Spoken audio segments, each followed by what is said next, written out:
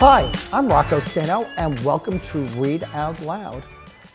I selected a book from my collection, and you may have already heard about this book. It's called The Little Engine That Could by Watty Piper, and the illustrations are by Loren Long for this particular edition of this book.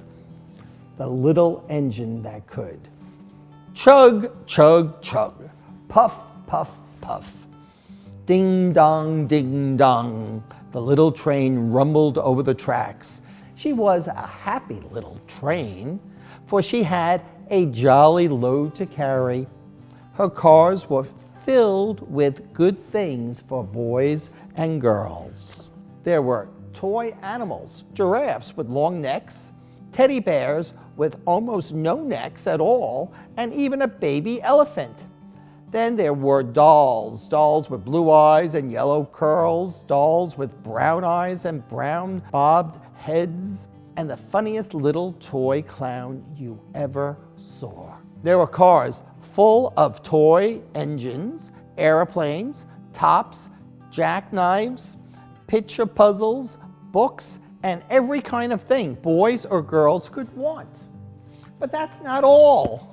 Some of the cars were filled with all sorts of good things for boys and girls to eat. Big golden oranges, red-cheeked apples, bottles of creamy milk for their breakfast, fresh spinach for their dinners, peppermint drops, and lollipops for after-meal treats. The little train was carrying all these wonderful things to the good little boys and girls on the other side of the mountain. She puffed along merrily. Then, all of a sudden, she stopped with a jerk. She simply could not go another inch. She tried and she tried, but her wheels would not turn. What were all these good little boys and girls on the other side of the mountain going to do without their wonderful toys to play with and the good food to eat? "Here comes a shiny new engine," said the funny little clown who jumped out of the train. "Let us ask him to help us." So all the dolls and the toys cried out together, "Please, shiny new engine, won't you please pull our train over the mountain? Our engine has broken down and the boys and the girls on the other side won't have any toys to play with or good food to eat unless you help us." But the shiny new engine snorted, "I pull you? I am a passenger engine. I have just carried a fine big train over the mountain with more cars than you ever dreamed of. My train had sleeping cars with comfortable berths, a dining car with waiters bringing whatever hungry people wanted to eat, and a parlor car in which people sit in soft armchairs and look out of a big plate glass window. I pull the likes of you? Indeed not." And off he steamed to the roundhouse where engines live when they are not busy. How sad the little train and all the dolls and toys felt. Then the little clown called out, "The passenger engine is not the only one in the world. Here's another engine coming. A great, big, strong one. Let's ask him to help us." The little toy clown waved his flag, and the big, strong engine came to a stop. "Please, oh please, big engine," cried all the dolls and toys together. "Won't you please pull our train over the mountains? Our engine has broken down, and the good little boys and girls on the other side won't have any toys to play with or good food to eat unless you help us." But the big, strong engine bellowed, "I am afraid, engine. I have just pulled a big train loaded with big machines over the mountain. These machines print books and newspapers for grown-ups to read.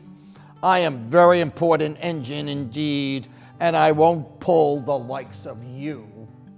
And the freight engine pulled off indignantly to the roundhouse. The little train and all the dolls and toys were very sad. "Cheer up," cried the little toy clown. "The freight engine is not the only one in the world. Here comes another. He looks very old and tired, but our train is so little, perhaps he can help us." So the little toy clown waved his flag, and the dingy, rusty old engine stopped. "Please, kind engine," cried all the dolls and toys together, "won't you please pull our train over the mountain? Our engine has broken down, and the boys and the girls on the other side won't have any toys to play with or good food to eat unless you help us." But the rusty old engine sighed. "I am so tired. I must rest my weary wheels. I cannot pull even so little a train as you over the mountains. I cannot.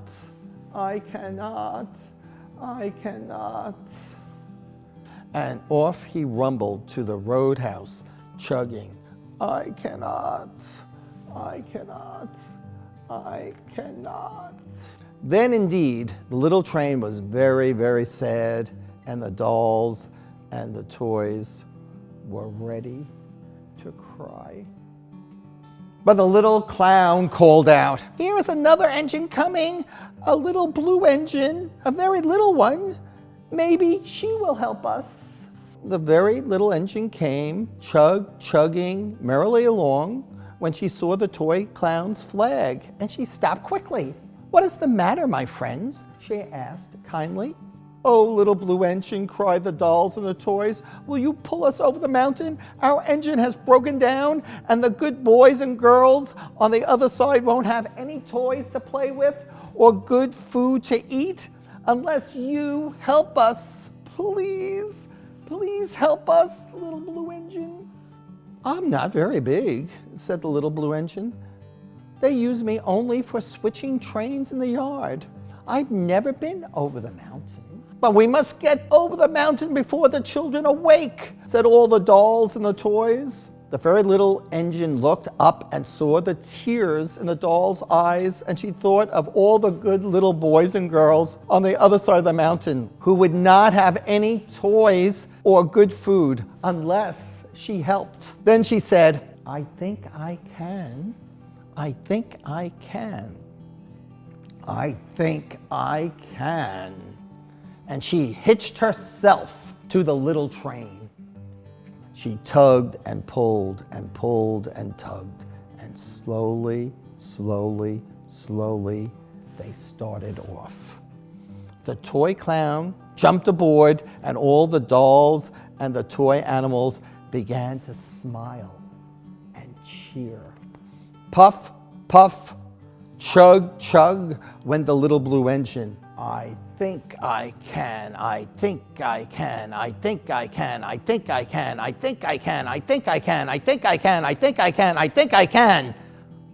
up, up, faster and faster and faster, the little engine climbed until, at last, they reached the top of the mountain. Down in the valley lay the city. Hooray, hooray, cried the little clown and all the dolls and toys. The good little boys and girls in the city will be happy because you helped us, kind little blue engine.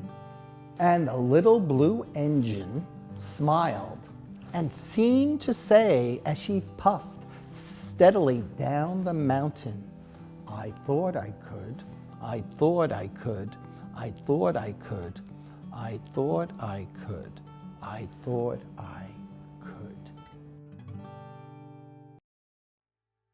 And that's the story of the little engine that